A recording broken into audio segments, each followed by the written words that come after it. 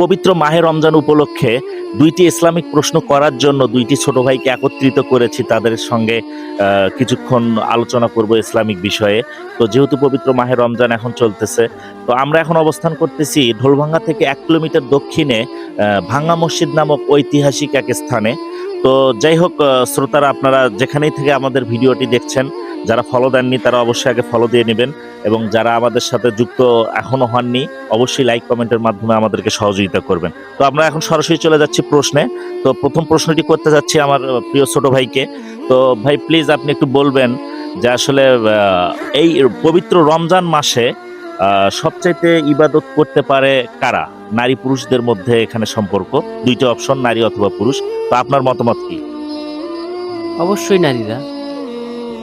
যাই হোক, শ্রোতারা জানাবে আসলে উত্তরটা সঠিক হয়েছে কিনা।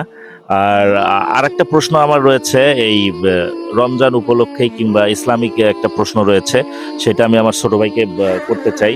তো আসলে ছোট ভাই একটা প্রশ্ন ছিল, এখন উত্তর দেওয়ার জন্য কি আপনি প্রস্তুত কিনা? হ্যাঁ, প্রস্তুত। বলেন প্রশ্নটা কি? তো কাল কিয়ামতের দিনে আল্লাহর আরশের নিচে 7 ধরনের ব্যক্তির স্থান হবে। তো আপনি কি সেখানে যাওয়ার যোগ্যতা রাখেন কিনা? অবশ্যই যাওয়ার যোগ্যতা রাখি, কারণ যুবক বয়সে ইবাদত করার বয়স। অবশ্যই ইনশাল্লাহ চেষ্টা করি সে থাকার জন্য। অসংখ্য ধন্যবাদ আপনাকে। আর আপনাদের ভিডিওটি কেমন লাগলো আর উত্তর সবার সঠিক হয়েছে কিনা অবশ্যই কমেন্ট বক্সে জানাবেন। অসংখ্য ধন্যবাদ।